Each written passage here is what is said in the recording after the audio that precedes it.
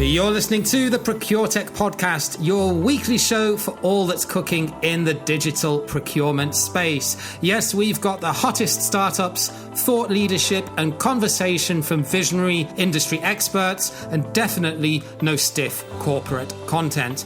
I'm your host, James Meads, procurement pro, digital nomad, and Procuretech fanboy. And now, here's this week's show.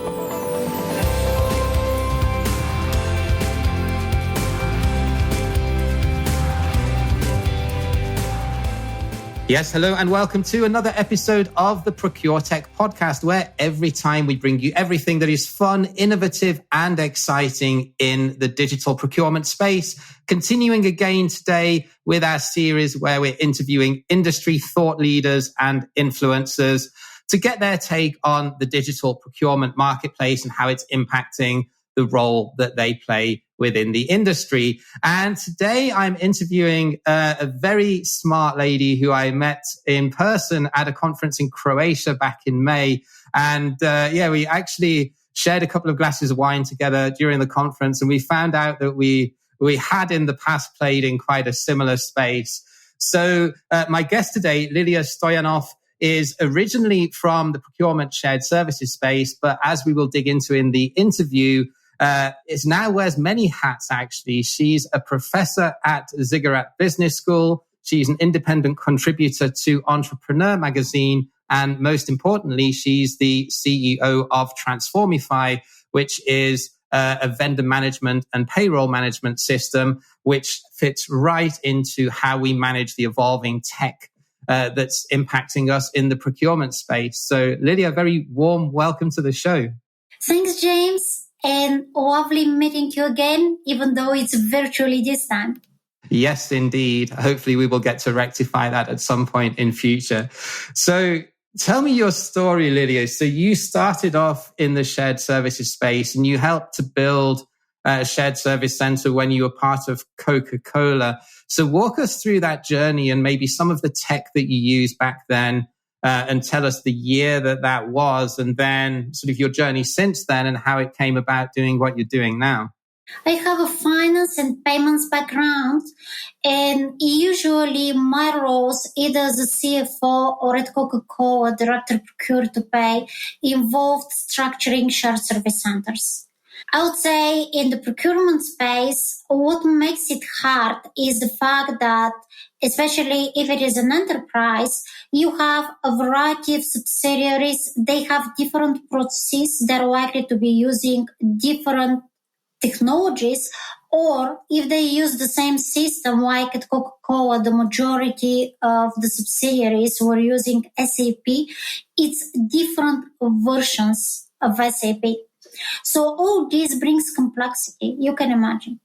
Yeah, and especially in an enterprise like Coca Cola, as you said, with lots of legacy systems. So what went into the decision in terms of what P2P system or S2P system that was implemented then? Was it driven by IT or who ultimately had the final say in terms of the platform? I would say it was a very complex decision involving the time to implement it, involving which system the majority of the group companies already were using. And finally, it was the cost that comes in place. The cost could be something tremendous if it is an enterprise setup. Yeah. When we all know it's not only the cost of the system, but it's with those type of traditional procure to pay suites, you need an army of consultants to implement it as well, usually, don't you? Unless you've got the internal resource and expertise to do it. Tell me about it. It's not just the consultants, it's training people how to navigate new systems that are very complex and they shouldn't be. I would say all those big systems like Tulia, Ariba, Copa, they could be really more user-friendly. They could be simplified. It's not the time in the past to sell something as an enterprise software. It needed to be very complicated. It needed to look sophisticated. Now the users are demanding the opposite. They want it to be simple to maintain. They want it to be user-friendly. And that's what we're all about at procurementsoftware.site, actually, just shining a light on on these best of breed solutions that are not necessarily serving enterprise level companies. Because, you're absolutely right. User experience and user adoption is so much more important now than it historically was. And interesting to get your take on this, but do you think that's just because of, millennials and Gen Z coming into the workforce, and that's the driver that, they're just putting their hands up and saying, we're not using this. It's a pile of crap. I would say there are a variety of factors. Absolutely right about Gen Z, but it is also all those users within the companies that got overwhelmed with user manuals. They don't have time to read. Needless procedures. So over time, the companies using such software also craved for something much more simple. It was saving time, it was saving on costs, and eventually everyone was looking for something that's stable, that's trustworthy, but at the same time, it's pleasant to use. So talk me through the decision process that made you leave a very stable job at a big enterprise organization, as you said, director of shared services or director of procure to pay. And talk to me a little bit about your journey to becoming an entrepreneur, because what you're doing now fits in really nicely to this space and also fits in nicely to the philosophy of, simplicity and innovation and best of breed and thinking outside of the box. I wouldn't say it was a surprise to anybody. Coca Cola and big enterprises were at the end of my corporate career. Before that, Skrill is a payment services company, one of the biggest payment providers in the world, listed on New York Stock Exchange. But when I started with the company, it was much, much earlier.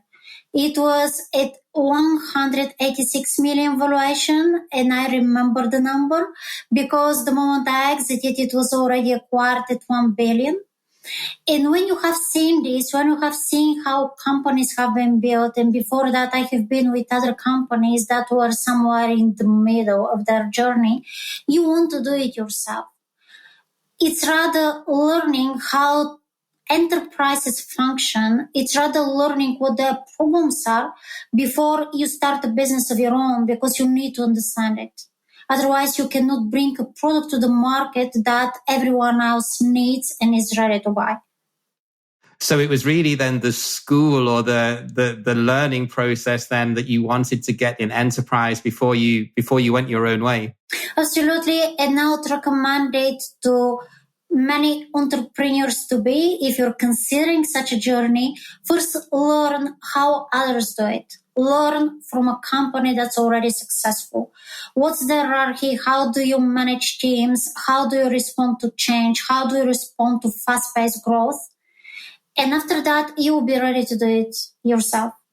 So one of the problems that pretty much every procurement team faces, and I'm sure that Skrill and Coca Cola had this same problem, is finding talent in the right places at the right cost, but also, managing one-time vendors or occasional vendors and dealing with a lot of the bureaucracy and human error that goes into, having to onboard and then check and pay invoices and maintain that vendor master data within the system. So what you're doing now at Transformify, it tackles both of those, doesn't it? So talk to me a little bit about how your experience in corporate and some of the inefficiencies that you saw drove you to create that as a solution. I'll say, if we start on the vendor management side, managing irregular vendors, one-off vendors using traditional approach, it's very time consuming and also costly.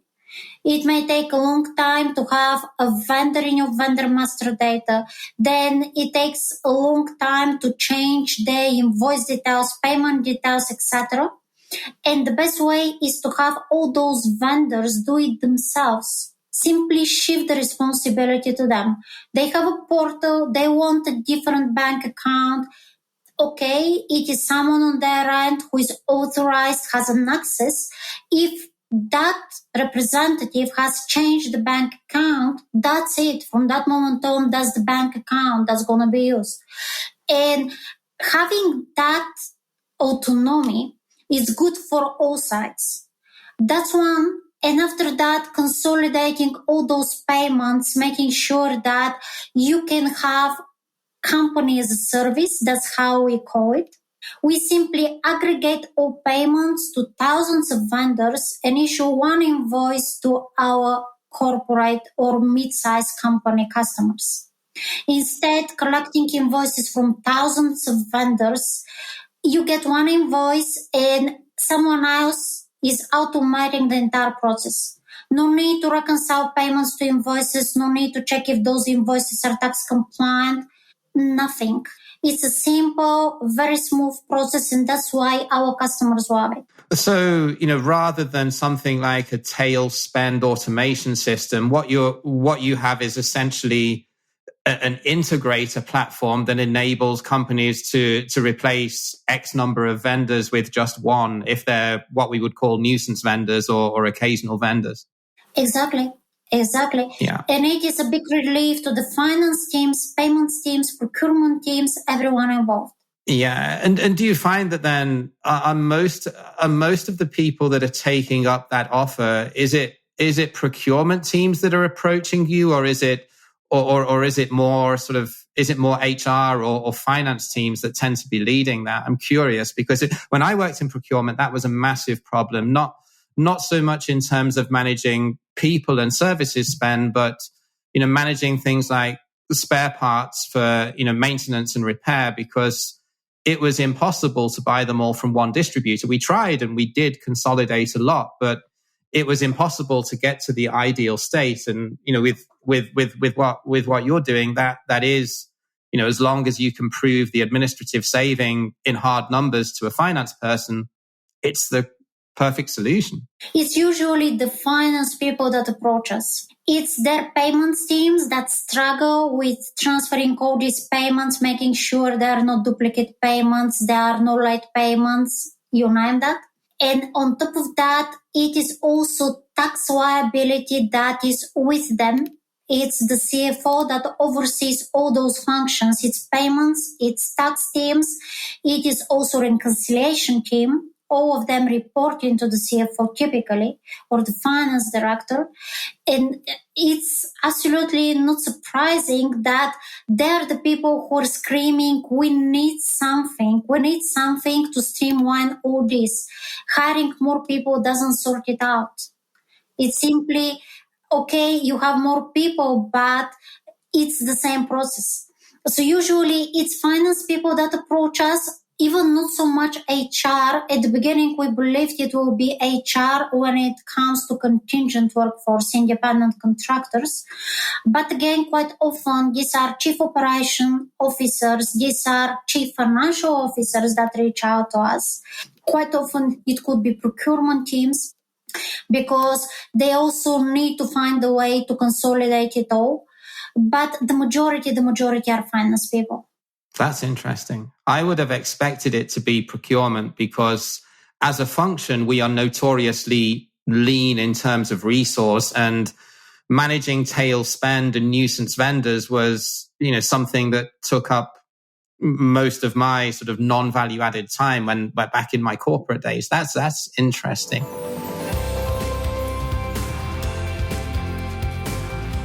Hey, so just a quick interlude to let you know about procurementsoftware.site. This is a new website that I recently launched to give you, the listener, a free-to-access, intuitive guide to digital procurement technology. You can filter on a multitude of different criteria and pick out a short list of procurement software solutions that are relevant to your business and your needs in less time than it takes to boil an egg.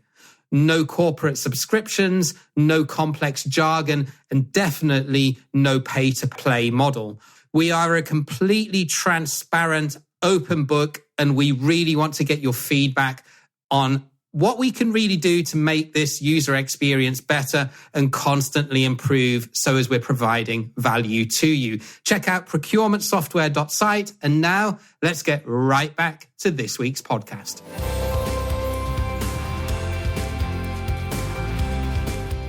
I want to move on to talk a little bit more, though, about the people management side of your business, because this kind of relates really nicely back to the evolution of technology and making procurement tech more user-friendly. Like you said, the new generation are demanding that procurement tech, especially in procure to pay or source to pay, where a lot of stakeholders are having to touch that technology to requisition or approve invoices or accept goods and services.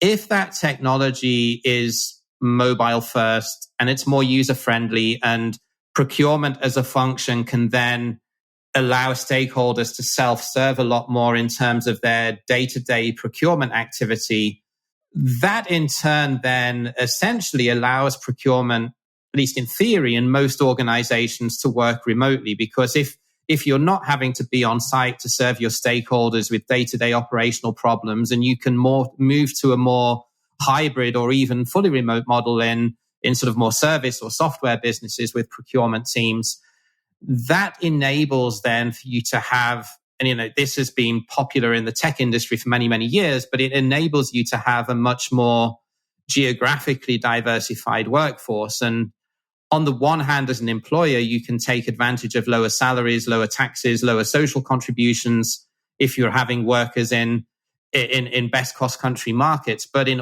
also enables you to tap into a wider talent pool if you're struggling to fill positions in certain locations. So I think we're aware holistically of the advantages that it can bring.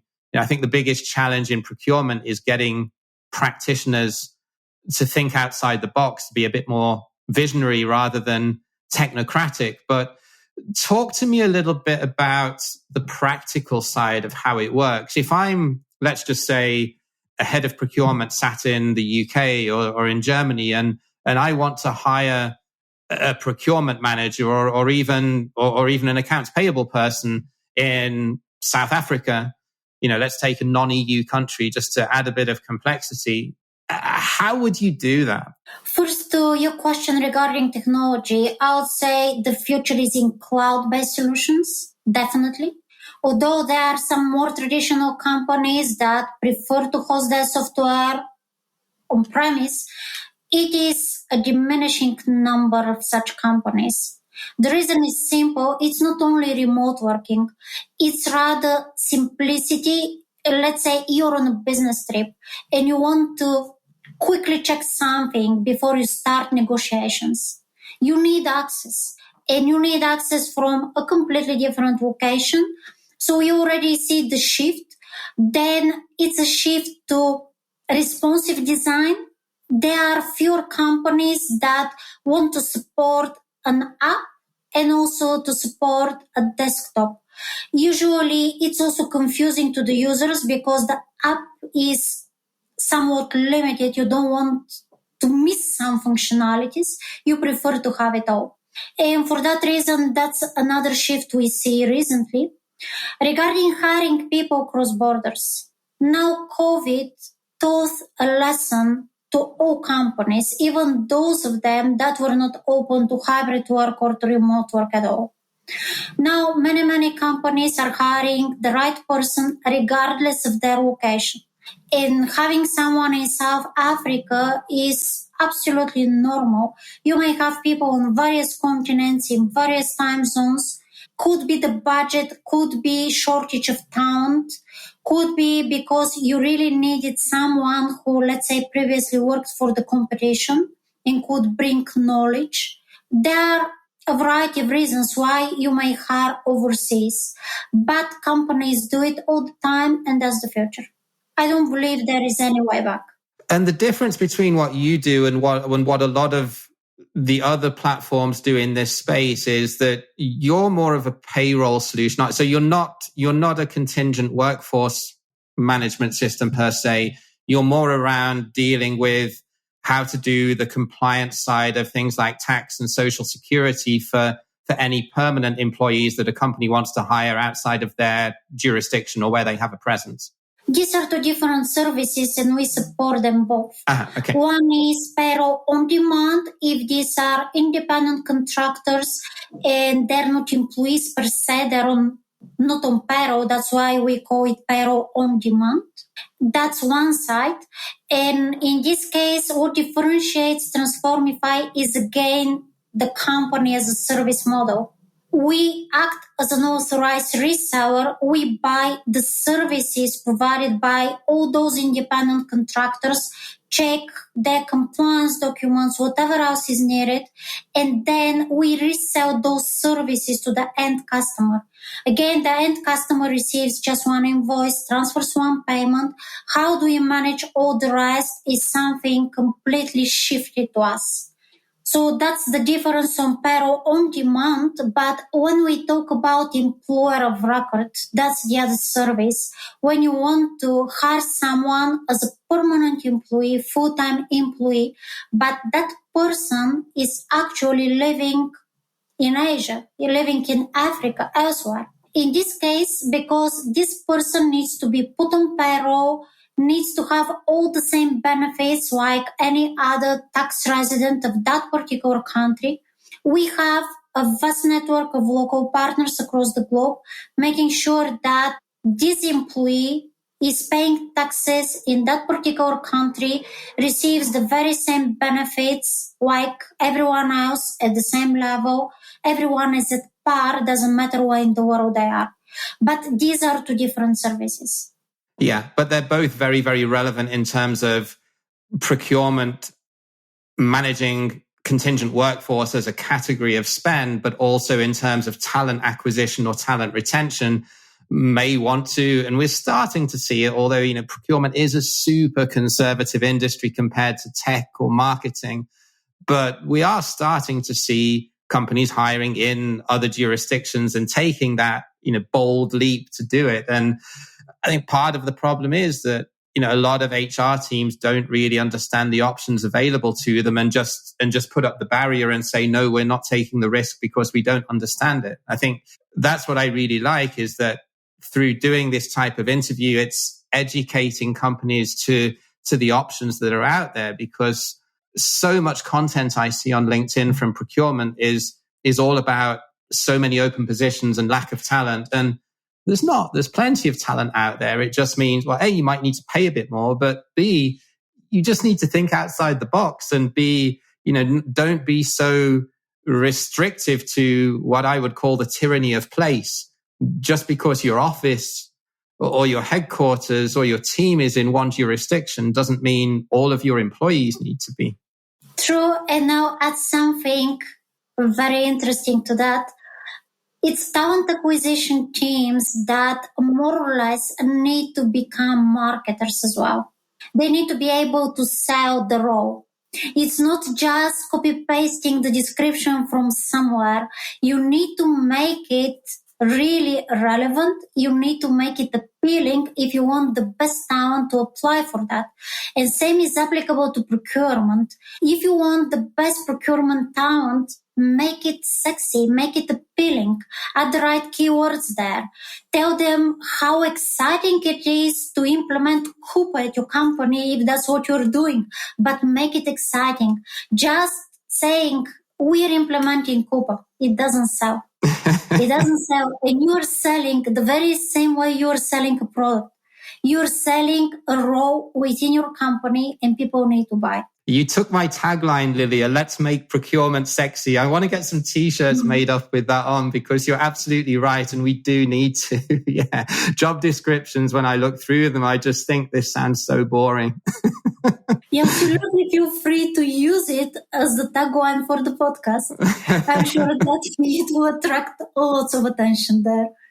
So final question, Lilia, because I know you have a crazy schedule with everything that you're involved in. If anyone would like to learn more about what you're doing, where is the best place that people can contact you or get in touch? I would say it's Instagram and LinkedIn. I'm very active on both platforms. Okay, I'm definitely not on Instagram because I'm over 40 and I don't have abs. And you definitely don't want to see me in a bikini. But I will link to both of those in the show notes. And Lilia, thank you very much for coming on the show and being such a good sport. And you're one of the smartest people I've met this year. So it's always great to spar with you on a podcast. So thank you for joining me. That was super kind, and many thanks for having me. So that was Lilia from Transformify. If you want to understand a little bit more about how you can take advantage of both using permanent employees in other jurisdictions or also freelancer management through a platform like Transformify, then you know where to go, and we'll leave those links in the show notes. Thank you very much again for listening to the podcast. We know there are others out there in this space that are actually pretty good. So thank you for inserting us into your earballs today. And until next time, take care wherever you are, and bye for now.